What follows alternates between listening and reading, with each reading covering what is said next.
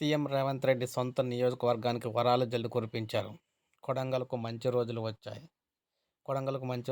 నియోజకవర్గంలో 8 మండలాల అభివృద్ధిపై రేవంత్ సర్కార్ దృష్టి పెట్టింది.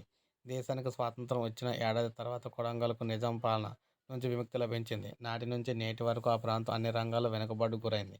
తెలంగాణ ఏర్పడక ముందు సీమాంధ్ర పాలకులు తెలంగాణ వచ్చిన సొంత పాలకులు పట్టించుకోలేదు. దీంతో ఆ ప్రాంతానికి విద్య, వైద్యం, రవాణా, ఉపాధి, మౌలిక సదుపాయాలు కల్పించడంలో పాలకులు నిర్లక్ష్యం వహించారు.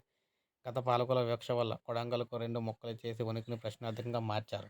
ఇటీవల జరిగిన ఎన్నికల్లో కొడంగల్ నుంచి ఎమ్మెల్యేగా విజయం సాధించిన రేవంత్ రెడ్డి తెలంగాణ ముఖ్యమంత్రిగా బాధ్యత చేపట్టారు.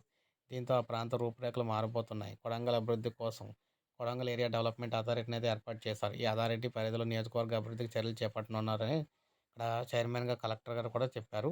అయితే మొత్తం మీద చూసుకుంటే కొడంగల్‌లో ముఖ్యంగా ఆసుపత్రులు, కోస్గి ఆసుపత్రులను 100 పడకలుగా అప్‌గ్రేడ్ చేయనున్నారు. నియోజకవర్గంలో ప్రతి గ్రామానికి రోడ్ల సౌకర్యం కల్పించనున్నారు.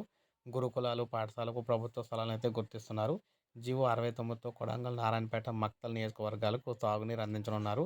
ఇప్పటికే స్కిల్ డెవలప్మెంట్ యూనివర్సిటీ సెంటర్‌లో కూడా స్థలం అయితే పరిశీలించారు. కొడంగల్‌ను రెవెన్యూ డివిజన్‌గా, ముద్దూరును మున్సిపల్‌గా అప్‌గ్రేడ్ చేయబోతున్నారు. వికారాబాద్ కృష్ణా రైల్వే లైను ఏదైతే ఉందో దానికి క్లియరెన్స్ అయితే కానుంది. ఇప్పటికే సీఎం రేవంత్ ఆ శాఖ అధికారులతో చర్చించడం కూడా జరిగిందనమాట. అదేవిధంగా నియోజకవర్గానికి వ్యవసాయ డిప్లొమా కళాశాల, 50 ఎకరాల ఉద్యానవన పరిశోధనా కేంద్రం కూడా సిద్ధమైతే రాబోతున్నాయి. కొడంగల్ బస్టాండ్ విస్తరణపై కూడా ప్రభుత్వం దృష్టి పెట్టింది.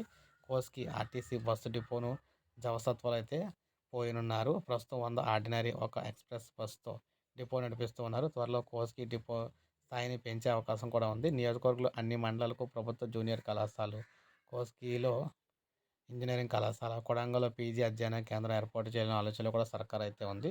నియోజకవర్గంలో మూసివేసిన ప్రభుత్వ పాఠశాలను తిరిగి ప్రారంభించడానికి కూడా కృషి జరుగుతుందనమాట. ఇలా ప్రతి గ్రామం, తండాలో కూడా ప్రభుత్వ పాఠశాల ఉండాలని రేవంత్ రెడ్డి గారు అయితే ఇక్కడ డిసైడ్ అయ్యారనమాట. అందువల్ల ఈ వరాల జల్లు కురిపించడం అయితే జరిగింది కొడంగల్ మీద. సో, ఇప్పుడే మనకు అప్డేట్ అయితే వచ్చింది. ఒక లైక్ చేయండి, సబ్స్క్రైబ్ చేసుకోకపోతే మన ఛానల్ సబ్స్క్రైబ్ చేసుకోండి.